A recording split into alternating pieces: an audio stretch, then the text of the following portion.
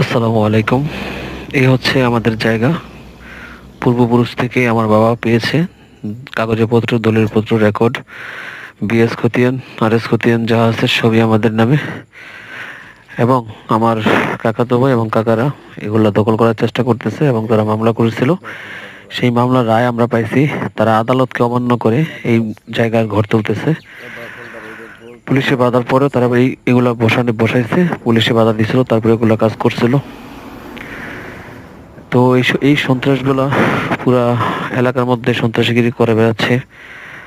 আমরা ডক্টর ইউনূস স্যারের কাছে এগুলোর বিচার চাই, কারণ আপনি দেশে ক্ষমতায় বসার পরে তারা এই স্বৈরাচারী করতেছে, এগুলা কি স্বৈরাচার না?